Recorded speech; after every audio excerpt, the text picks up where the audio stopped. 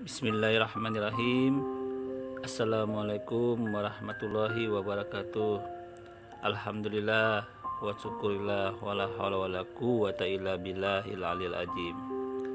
Sahabat-sahabatku yang beriman, dimanapun saat ini Anda berada, jumpa lagi dengan Madya Channel ya. Di sini Madya Channel akan menanggapi ya, menjawab beberapa argumen ya, beberapa argumen yang disampaikan oleh akun Inyo Manis ya, Pak Gracia Pelo, yang mencoba untuk mendatangi beberapa literatur Islam, terutama yang membahas tentang firman dalam bahasannya. Tentunya dia mencoba untuk mendatangi literatur tentang paham-paham yang berkembang dalam Islam seperti paham Mu'tazilah dan paham-paham yang lain mengenai ajaran paham-paham yang mencoba untuk mengkombinasikan apakah Al-Quran itu makhluk atau firman Tuhan, yang dia coba untuk korelasikan nantinya kepada pemahaman Isa Al-Masih atau Yesus itu sendiri ya. Tapi nggak apa-apa, kita langsung saja nanti kita tanggapin beberapa hal yang dia coba untuk korelasikan ya. Oke, go. Atau lawan debatnya Ammar al-Brasi itu Abu Usail, ini orang-orang Irak, termasuk Isa ibnu Sabi dan banyak sekali ulama-ulama yang lain itu memberikan dalil-dalil Mu'tazilah yang mengokohkan, mempertahankan bahwa Al-Quran itu adalah ciptaan Allah dengan argumentasi yang sangat sulit. Ini ya contoh ya, Abu Usail, tokoh Mu'tazilah, dia mengatakan begini: barang siapa mengakui sifat itu ada pada zat, sama saja mengakui oknum-oknum ketuhanan dalam ajaran Nasrani, sama saja mengakui hipostasis dalam diri Allah dalam ajaran Nasrani, atau sekurang-kurangnya dikatakan sifat itu adalah hal, adalah sesuatu. Ini dalilnya Abu Usail tahun 135 sampai 226 Hijriah. Dia meninggalnya 226 Hijriah. Oke. Ya di sini ya kita tanggapin dulu sedikit apa yang disampaikan Pak Gracia Pelo. Di sini sebenarnya awal dari pembahasan ini mencoba untuk membahas ya dalam prinsip-prinsip tauhid sebenarnya di dalam hal ini Pak Gracia Pelo. Kemudian prinsip-prinsip tauhid yang dalam ajaran Islam ini dicoba untuk dikombinasikannya dalam posisi nanti korelasinya kepada Al-Quran itu sendiri ya, apakah sebagai firman atau makhluk, yang coba untuk dikontradiksikannya dalam posisi pemahaman Al-Quran itu makhluk atau kalamullah atau perkataan Allah. Nah, di sini letaknya. Nanti kita akan jawab semua ini. Di mana letak pemahaman yang keliru oleh Pak Gracia Pelo ini, kita akan jawab ya. Kita langsung saja dulu biar kita lanjut dulu ya. Dia hidup sebelum zamannya, sebelum Ibnu Hambal. Dia sudah memperingatkan, kalau sampai ada yang mengakui Allah itu memiliki banyak sifat, itu sama dengan mengakui paham Tritunggal, di mana Allah memiliki hipostasis atau oknum-oknum. Nih, kalau Isa ibnu Sabi mengatakan, ini dalilnya ulama Mu'tazilah yang mempertahankan pahamnya mereka bahwa Quran itu ciptaan. Isa ibnu Sabi berkata, jika Quran dikatakan kekal, berarti logikanya ada dua yang kekal, Allah dan Quran, di mana Allah dan Quran ini dua hal yang berbeda. Di dalam bukunya Asyarafani Al-Milal. Oke, kita akan tanggapin dulu ya. Di sini Pak Gracia Pelo mendatangi paham Mu'tazilah ya. Paham Mu'tazilah ini paham apa sih gitu ya? Mu'tazilah ini adalah merupakan sebuah kelompok ya, atau yang meyakini di dalam ajaran Islam itu bahwa akal itu lebih tinggi daripada dalil. Nah, ini masalahnya di sini. Akal lebih tinggi daripada dalil. Bahwasanya ya akal itu lebih diutamakan daripada Al-Quran dan Al-Hadis. Apabila suatu hal yang tersebut dapat diterima akal, maka tersebut sesuai dengan sunnah. Nah, pemikiran inilah kemudian yang mendasari Mu'tazilah ini, yang pada prinsipnya sesuatu yang kritikal, kebanyakan kritikan kepada pengajaran-pengajaran dalam Islam itu sendiri dengan menggunakan akal. Nah ini, tapi permasalahannya, apakah mampu akal yang dalam posisi ini bisa mengcover semua itu, mengkontrol itu semua, ya, tanpa suatu cacat gitu loh, tanpa suatu hal yang dalam posisinya ada kalanya gitu loh ya, tanpa sesuatu yang dimana dalam posisi ini penjabarannya. Karena dalam suatu fakta peristiwa ada hal-hal yang tidak bisa dikontrol atau tidak bisa kebenaran itu di-cover dengan akal saja ya, dengan bukti. Ini masalahnya gitu loh.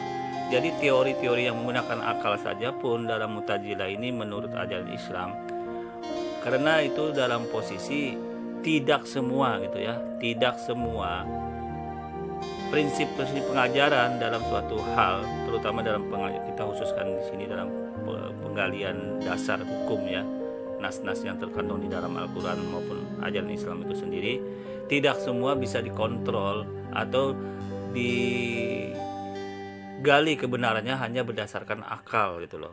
Karena akal manusia itu tidak bisa mengcover itu semua. Ini letak kelemahannya kalau berpaham Mu'tazilah ya. Tapi tidak apa-apa, kita akan lanjut dulu yang dicoba dikombinasikan kontradisikan oleh Pak Gracia Apelo untuk mengcover hal masalah paham Mu'tazilah ini ya, yang dia coba kontradisikan dengan ahli sunnah wal jamaah dalam Islam, yang mana akumulasi paham yang berkembang pada masa itu Mu'tazilah, yang ini sebenarnya sudah dikaji juga masalah ini antara makhluk dengan firman Tuhan ini. Maka kita akan coba untuk jawab ini semua ya. Kita lanjut dulu, sebenarnya langsung kita lanjut dulu. Oke. Nihal. Nah, kalau ada dua yang kekal, yang tidak identik, tidak sama, ini sudah merusak ketauhidan. Ini sudah menciderai keesaan Tuhan, karena ada yang kekal selain Allah. Nih.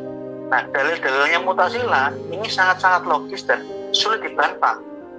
Dan yang paling bahaya itu dalilnya, semua ini ada saya tulis di dalam buku ini loh, di buku Dialog Tritunggal yang sudah selesai dicetak.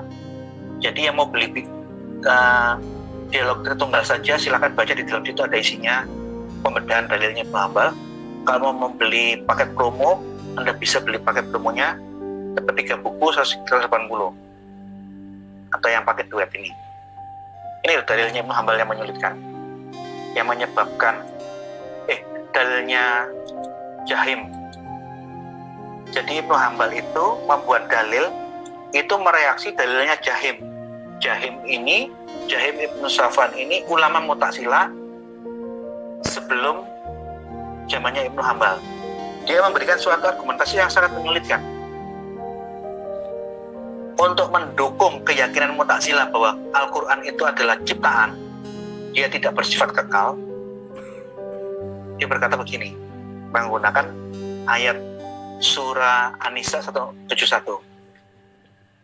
Saya temukan dalam kitabullah, saya temukan dalam kitab Allah suatu ayat yang membuktikan bahwa Al-Quran adalah ciptaan. Firman Allah, Al-Masihu Isa ibnu Maryam Rasulullahi wa kalimatuhu. Al-Masih, Kristus, Isa putra Maryam adalah Rasul Allah dan firman-Nya. Sekarang, kalau Isa disebut firman Allah, kalimat Allah, kalimatuhu, jikalau Isa kalimatuhu, kalimatullah dikatakan ciptaan, kenapa Al-Quran kok disebut bukan ciptaan? Kenapa Al-Quran dikatakan gair al-makhluk, alias dia kekal, dia wajib al-wujud?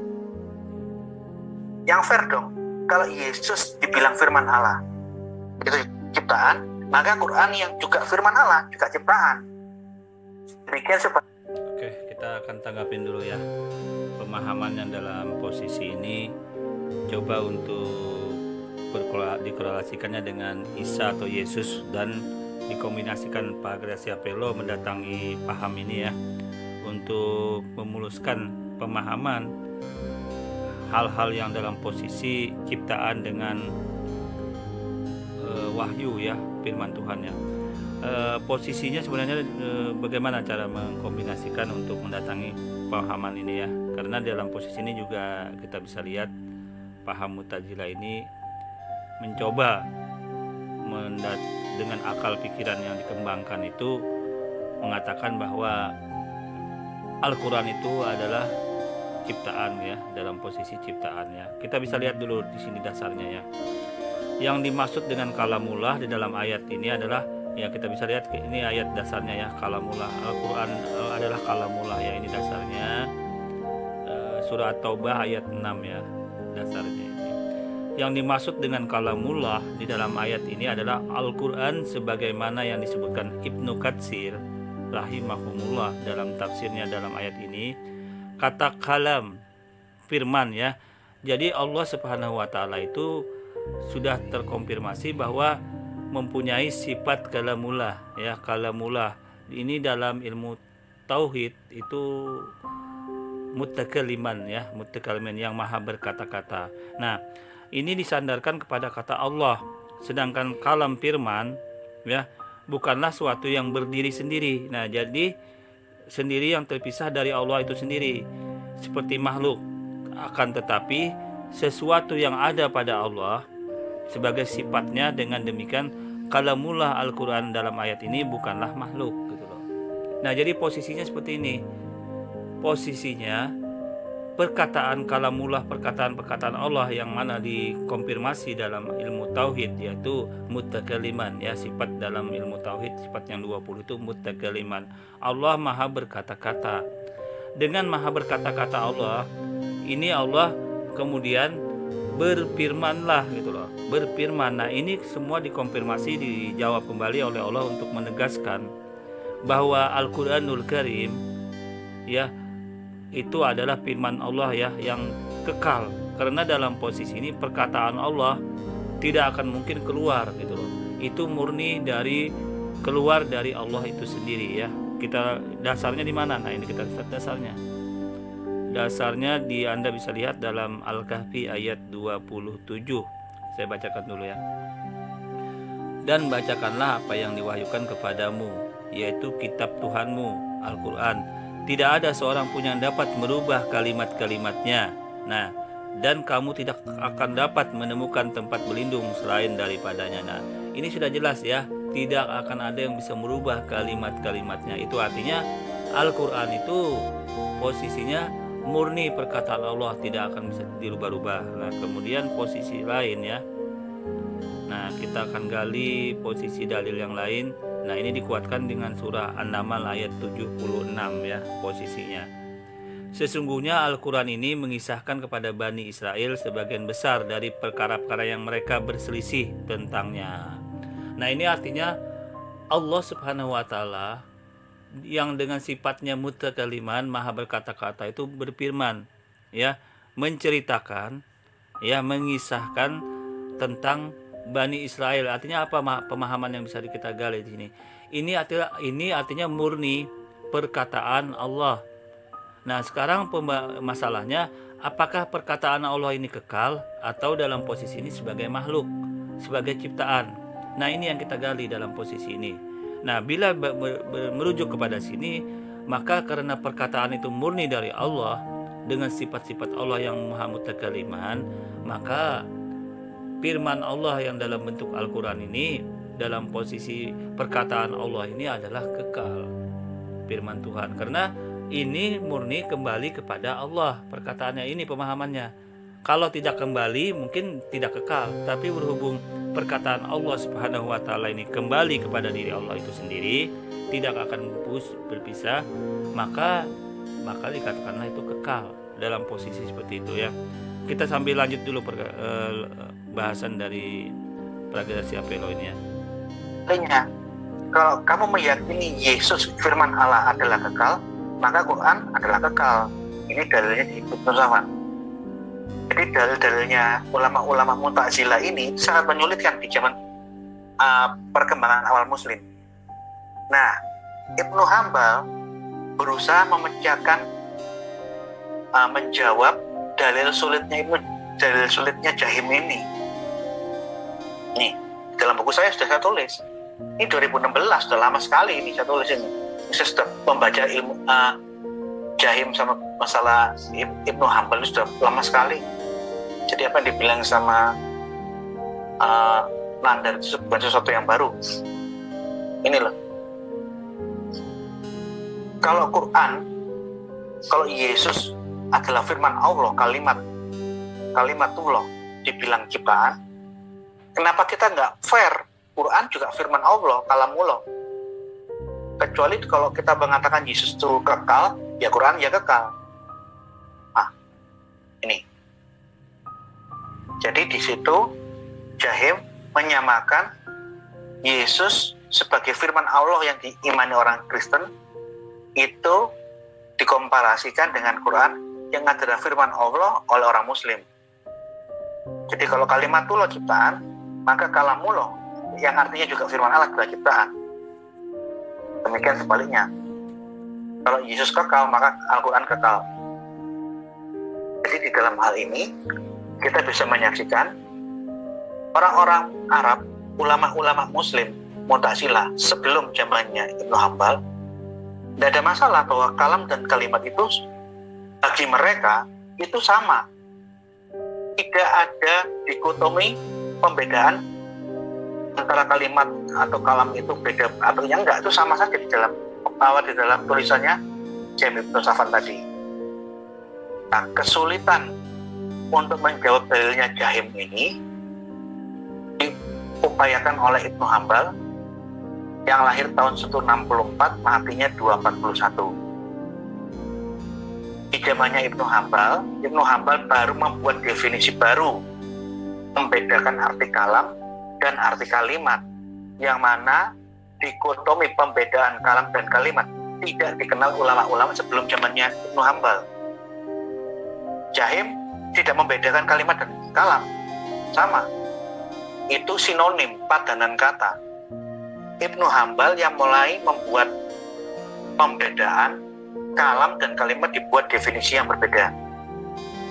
Kalau kalam itu kekal, kalau katanya si Nandar itu kacau, kalam itu artinya banyak, kalimatnya banyak. Ya udah lah ngomong seperti itu. Kalam itu maknanya firman Allah yang kekal, yang khatim, yang ghair al-makhluk. Kalau kalimat itu firman Allah yang ciptaan, yang temporal. Definisi ini definisi yang baru dibuat Ibnu Hambal. Sebelum Ibnu Hambal tidak ada ulama-ulama dan orang-orang Muslim yang memiliki pandangan seperti ini. Ini loh, saya sudah tulis semua ini. Ibnu Hambal mengatakan untuk menolak Jahim bahwa Al-Quran digunakan istilah kalam, sedangkan Aisyah dipergunakan istilah kalimah. Kata kalimah yang diterapkan bagi Aisyah menurut Ibnu Hambal menekankan bahwa ia diciptakan. Maksudnya Yesus itu terjadi akibat dari kata kreatif kun. Jadilah Yesus, maka Yesus jadi. Dan bukan kun itu sendiri sebagai kalamullah yang khotim dan bukan makhluk. Ini dalilnya Ibnu Hambal yang sudah saya bedah di buku saya ini. Nah, dalilnya itu kita akan langsung tanggapin dulu ya masalah ini ya, agar kita dalam posisi ini mudah memahaminya ya. Karena bila kita melihat literatur yang coba untuk didatangi oleh Pak Gracia Pello ini lebih cenderung untuk merujukkan suatu hal yang sebenarnya pemahamannya dalam ajaran Islam itu sangat mudah untuk memahami. Mana itu dalam posisi firman Tuhan yang kekal, mana itu dalam posisi yang dikatakan itu ciptaan atau makhluk. Sangat mudah sebenarnya memahami ini. Agar tidak kesulitan, maka dia jelaskan saja hal-hal dasar, hal umum untuk memahami suatu hal yang nanti bila tidak dibahas hal-hal seperti ini, seolah-olah ada hal-hal yang berkontradiksi atau berpikiran lainnya. Kita akan Madia akan jelaskan secara singkat dalam posisi pemahaman yang sangat sederhana untuk memahami agar kita tidak terjebak dalam hal-hal yang ujung-ujungnya nanti membuat format-format lain yang mana ya posisi Isa atau Yesus itu nanti berkembang gitu loh, berkembang dalam posisi rujukannya ini, oh ternyata begini begitu. Oke, kita langsung saja tanggapinnya. Nah, dalam hal ini beberapa literatur yang kita cakupkan ya, di sini Madia tampilkan juga beberapa dalil ya. Nah, beberapa dalil di sini, dalam dalilnya ini ada posisi-posisi mana yang sebenarnya makhluk dengan perintahnya ya. Dalam posisi ini kita bisa lihat ya, ini ayatnya, kita dalam posisi kita gali dalam Al-A'raf ayat 54 ini. Hal-hal poin-poin yang perlu saudara-saudara pahami. Yang pertama adalah Al-Quran itu apakah makhluk atau firman Allah yang kekal? Itu dulu yang perlu kita pahami. Apakah firman Allah Al-Quranul Karim itu makhluk atau firman Allah yang kekal? Ya, tadi sudah Madia sampaikan dalil-dalilnya bahwa Allah Subhanahu wa taala berfirman. Berarti Allah Subhanahu wa taala dengan sifatnya yang maha berkata-kata mutakaliman, yang ini juga sudah Madia konfirmasi dalam sifat-sifat 20 ya, dalam sifat-sifat 20 makna mutakaliman ini sudah jelas terkonfirmasi ya, dalil-dalilnya di dalam Al-Quran juga, yang mana saudara-saudaraku bisa lihat itu sifat yang terakhir ya, sifat 20 itu yang dalam susunan sifat-sifat 20 itu yang terakhir itu mutakaliman. Nah, itu di situ mutakaliman ini Al-Quran merupakan bukti nyata firman Allah Subhanahu wa taala atau kata-kata dari Allah Subhanahu wa taala. Nah, itu berarti Al-Quran itu apa? Perkataan Allah ya. Ya, yang disampaikan melalui nabi dan rasulnya. Nah, dalam hal ini kan Nabi Muhammad SAW. Nah, hal ini sesuai dengan sifat Allah, yaitu mutakaliman, yang berarti firman atau berkata-kata. Nah, dalilnya di mana mutakaliman? Kawan-kawan bisa lihat ya, saudara-saudara bisa lihat di dalam surah An-Nisa ayat 164. Madia bacakan dulu ya. Dan kami telah mengutus rasul-rasul yang sungguh telah kami kisahkan, maka mereka kepadamu dahulu, dan rasul-rasul yang tidak kami kisahkan tentang mereka kepadamu, dan Allah telah berbicara kepada Musa dengan langsung. Nah, ini dalam posisi ini kita sudah konfirmasi dulu masalah, sudah terkonfirmasi bahwa Al-Quran itu kata-kata Allah, firman Allah. Nah, permasalahannya di sini, apakah sifat-sifat Allah yang mutakaliman ini, yang maha berkata-kata ini, itu adalah ciptaan atau makhluk, atau itu firman Tuhan yang kekal? Nah ya, bila kita rujuk ke dalam posisi ini, berarti perkataan Allah dalam posisi ayat-ayat Al-Quran itu adalah sifatnya adalah kekal ya. Kenapa? Karena firman Tuhan itu perkataan Allah, sedangkan perkataan Allah itu kembali kepada Allah itu sendiri gitu loh. Berarti kalau kembali kepada Allah sendiri, berarti firman Allah yang diinformasikan di dalam Al-Quran itu adalah kekal. Berarti Al-Quran itu apa? Al-Quran itu murni firman Tuhan yang kekal, abadi ya. Ini juga sudah didukung bahwa Al-Quran itu sebelum ada di bumi itu sudah tercatat di dalam Lauhul Mahfuz ya. Nanti kawan-kawan bisa cek itu nanti di dalam Al-Quran. Al-Quran itu sudah tercatat dalam Lauhul Mahfuz ya, kekuasaan Allah ya. Oke, itu artinya perkataan-perkataan Allah yang dituangkan di dalam Al-Quran itu sifatnya kekal. Nah, kemudian permasalahannya yang timbul, yang coba dikonfirmasi, dikontradiksikan dalam hal ini, mengapa ada informasi dari Mu'tazilah ini itu menjadi makhluk gitu loh, menjadi makhluk. Nah, ini letak permasalahannya. Karena dalam posisi ini pemahaman Mu'tazilah itu dalam posisi akal pikiran, dalam posisi hal ini juga dia mengatakan sifat-sifat Mu'tazilah dalam sifat-sifat Tuhan itu tidak kembali kepada Allah itu sendiri, maka otomatis alur pemikiran dia menjadi beda gitu loh. Dia menganggap perkataan kalam Allah, perkataan Allah ini tidak kembali gitu loh, tidak kembali kepada Allah. Nah, di sini letak pemahamannya, dia tidak menyampai di sini. Karena tidak kembali, maka itu tidak kekal, maka itu sifatnya ciptaan ya, makhluk ya. Di sini letak permasalahannya, di sini sudut pandangnya itu di sini. Dia mencoba untuk mengatakan bahwa sifat-sifat Allah itu dalam posisi tidak kembali kepada Allah, itu loh masalahnya. Jadi karena tidak kembali kepada Allah, maka tidak kekal, tidak abadi. Buktinya apa? Buktinya pada saat Allah berfirman ya, Allah kemudian berfirman menjadi kitab suci Al-Qur'an. Ya, apakah kitab suci Al-Qur'an ini abadi? Dia mencoba untuk mengkonfirmasi kembali Mu'tazilah ini. Oh, buktinya apa? Al-Qur'an kan bisa rusak, bisa hancur. Itu artinya nggak kekal gitu loh. Dia mencoba mengkorelasikannya ke situ. Karena berdasarkan akal pikiran yang mengatakan bahwa Al-Qur'an itu perkataan Tuhan itu tidak kembali kepada Allah Subhanahu wa taala.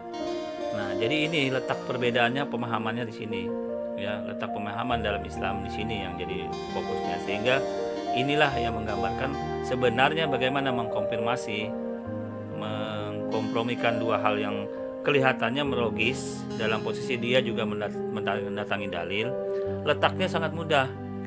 Pada saat Allah Subhanahu wa taala dalam posisi ini, kita langsung datangin ya, posisi Allah Subhanahu wa taala ingin menjadikan ya, Allah Subhanahu wa taala ingin menjadikan makhluknya, terutama yang pada ingin menjadikan makhluknya yang bernama Isa putra Maryam. Ini kan perkataan Allah ya, mutakaliman Allah yang ingin menjadikan Isa putra Maryam ini seorang nabi dan rasul, yang mana Allah Subhanahu wa taala dengan kalimatullah ini maka langsung mengkonfirmasi, menyuruh malaikat Jibril meniupkan ruh ke rahim Maryam. Nah, di sini letaknya. Jadi posisi ini, begitu hasilnya ini firman Tuhan ini jadi ya, karena firman Tuhan ini kembali kepada Allah, kemudian hasil firman Allah ini jadi makhluk yang bernama Isa putra Maryam ya, maka otomatis hasilnya berarti itu hasil dari firman Tuhan.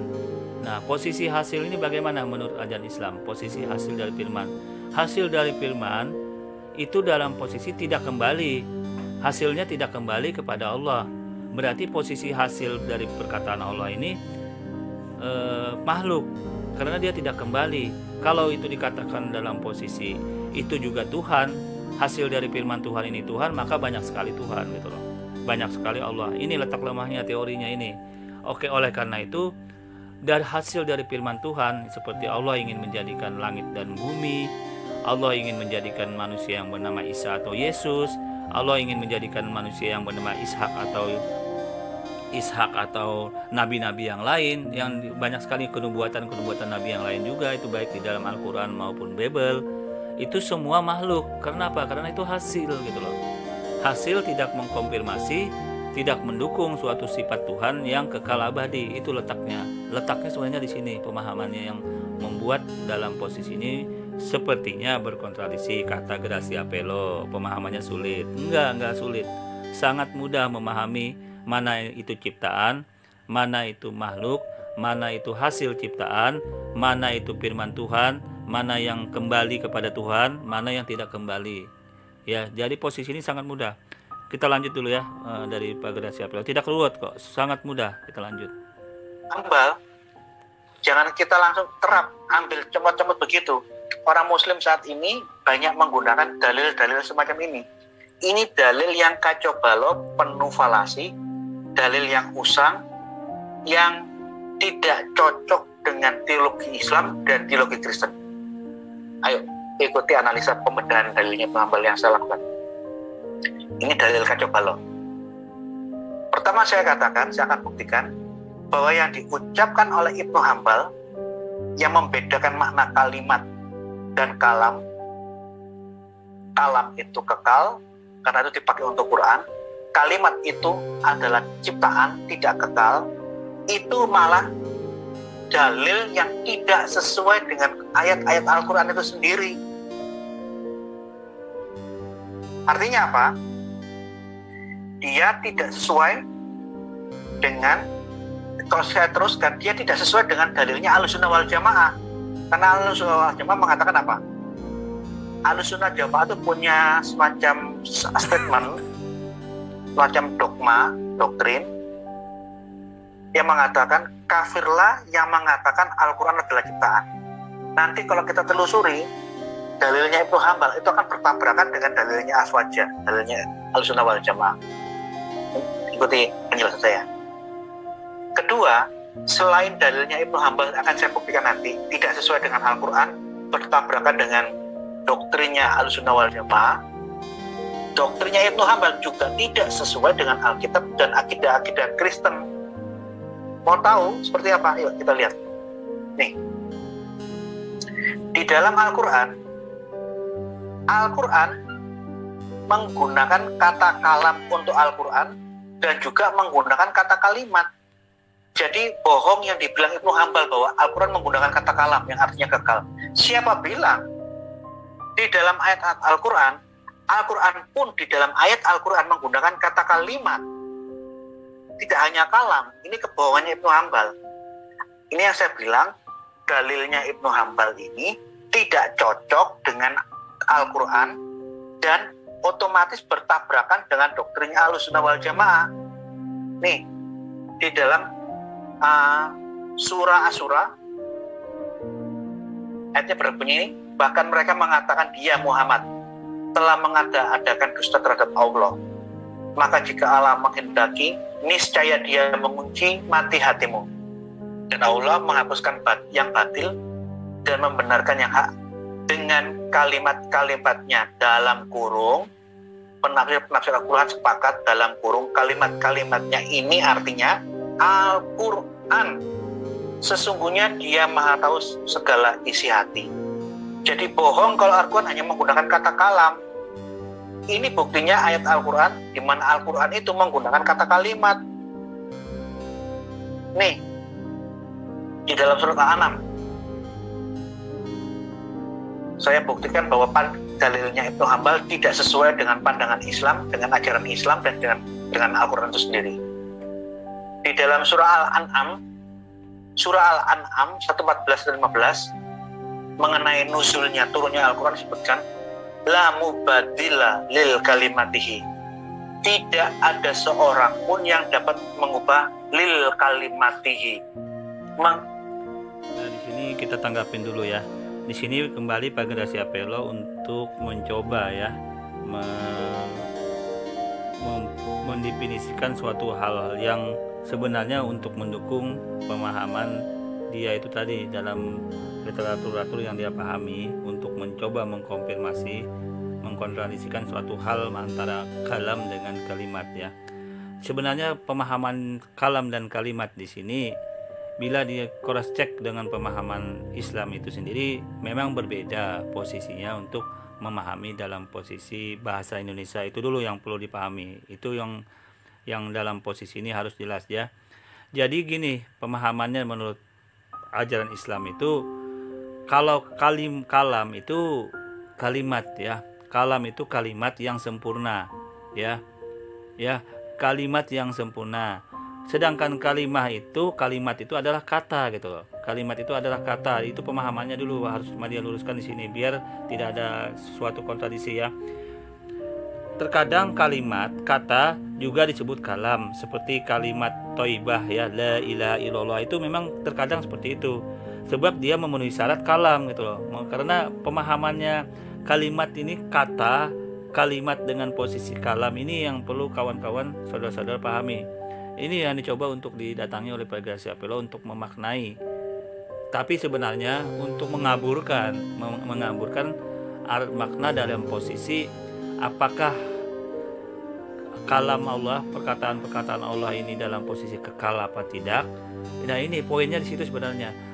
Segala perkataan Allah, mutakaliman Allah, ya, itu kekal karena itu sifat sudah dikonfirmasi dalam sifat Allah dan kembali kepada Allah itu sendiri.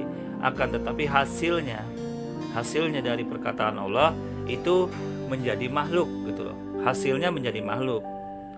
Ya, perkataan Allah abadi kembali kepada Allah. Contohnya Allah Subhanahu wa taala dalam posisi berfirman. Ya, Allah Subhanahu wa taala berfirman dengan menurunkan kitab suci Al-Qur'an itu berfirman. Itu kekal abadi firman Allah sepanjang masa sampai kekal abadi.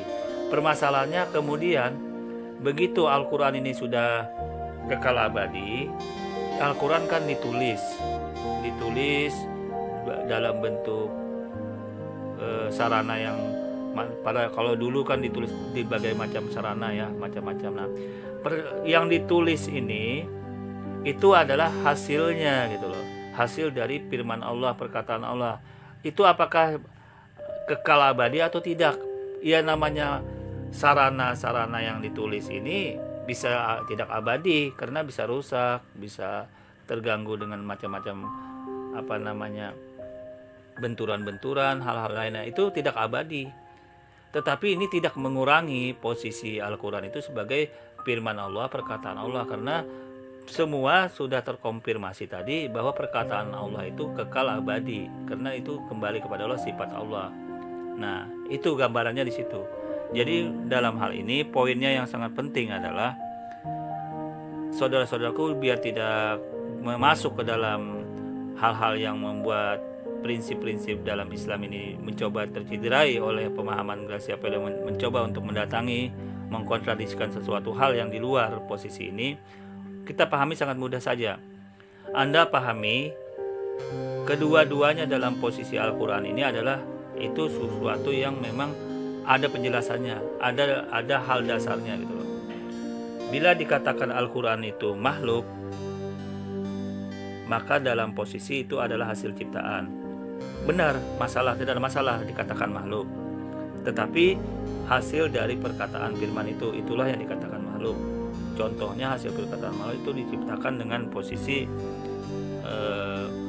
jadi saya kasih contoh langsung aja. Allah Subhanahu wa taala berfirman ingin menjadikan Nabi Isa atau Yesus. Jadi perkataan Allah ini kemudian dipraktekkan, diteruskan, dijalankan oleh malaikat dengan Allah meniupkan ruh ya. Dengan kalimat Allah ini meniupkan ruh. Nah, itu kan dengan kalimat Allah, kalimatullah itu bergelar kalimatullah Isa Al-Masih itu dengan meniupkan ruhullah. Nah, itu dalam posisi ini itu adalah perkataan Allah. Kekal itu perkataan Allah kekal. Tetapi setelah hasilnya perkataan Allah yang dengan ingin menjadikan Nabi Isa atau Yesus itu makhluk yang akan datang ke bumi ini jadi Isa atau Yesus. Nah, hasil dari jadinya ini apakah itu kekal? Tidak. Hasil penjadi makhluk ini apakah itu kekal? Tidak. Itu adalah hasil. Maka hasil dari yang ingin dijadikan Allah Subhanahu wa taala itu adalah makhluk. Sama contoh yang lain, Allah ingin menjadikan langit dan bumi. Itu firman Allah kekal abadi itu. Nah, kemudian setelah itu jadi langit dan bumi, kemudian itu kekal apa tidak? Langit dan bumi itu tidak bisa hancur, bisa rusak. Nah, ini jadi poinnya bagaimana? Poinnya Isa Al-Masih atau Yesus itu tidak kekal karena itu adalah hasil dari firman Tuhan, bukan abadi gitu loh. Nah, poinnya kan di sini yang ingin ditekankan Pak Gracia Puelo di situ. Jadi tidak ada posisi ini yang berkontradiksi kalau sesuai dengan pemahaman yang benar gitu loh, antara hasil ciptaan dengan firman Tuhan itu tidak bisa dipahamkan sesat, salah, enggak bakal terjadi kontradiksi gitu loh. Sebenarnya pemahamannya sangat mudah ya, antara memahami ciptaan dengan hasil ciptaan, firman Allah dengan hasil firman Allah, kalam Allah dengan hasil kalam Allah, itu saja, sangat mudah memahaminya.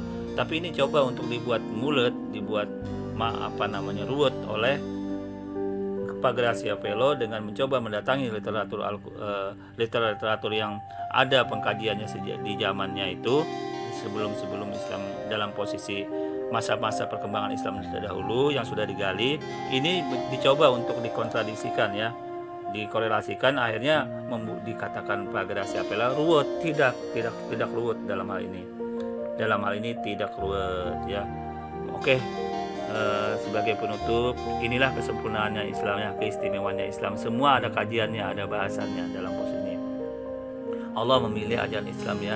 Bismillahirrahmanirrahim. Al-yauma a'maltu lakum dinakum wa atmamtu 'alaikum ni'mati wa raditu lakumul Islam madina. Ini keistimewaannya Islam. Semua ada bahasannya. Semua terjawab dengan jelas. Semua jelas bahwa mana ciptaan, mana hasil ciptaan, mana firman, mana hasil firman. Yang jadi masalah adalah apabila firman Allah ini dicoba untuk dikatakan hasil firman Allah ini adalah kekal abadi. Ini yang jadi masalah. Karena apa? Bila itu hasil firman Allah ciptaan ini dikatakan itu Tuhan, firman itu dikatakan Tuhan, maka banyak sekali nanti yang jadi Tuhan. Termasuk nabi-nabi sebelumnya. Ishak itu hasil perkataan Allah juga yang ingin menjadikan Ishak. Apakah Ishak itu kekal? Apakah Ishak itu firman Tuhan juga? Tentunya kan tidak. Sama, Allah ingin menjadikan Isa atau Yesus itu makhluk ya, yang kemudian diberkahi dengan jabatannya sebagai nabi dan rasul. Kemudian apakah Isa atau Yesus ini Tuhan? Karena itu kan katanya karena itu adalah firman Tuhan yang jadi manusia. Karena firman Tuhan di dalam yang jadi manusia ini adalah perkataan Tuhan. Ya, itu adalah hasil dari perkataan Tuhan. Nah, kalau hasil perkataan Tuhan ini kemudian dikatakan itu Tuhan, maka banyak sekali nanti yang menjadi Tuhan. Ini titik lemahnya gitu loh. Titik lemah teori yang mengatakan firman itu adalah Tuhan itu sendiri. Ya, walaupun sebenarnya firman Allah itu kekal, tetapi kembali kepada Allah, kembali kepada diri Allah itu sendiri, Sang Pencipta. Tetapi kemudian yang tidak kembali itu apa? Yang tidak kembali adalah hasil dari firman itu gitu loh, tidak kembali. Karena tidak kembali maka itu bukan Tuhan. Ini letaknya pemahamannya. Oke. Kurang lebihnya mohon maaf. Assalamualaikum warahmatullahi wabarakatuh.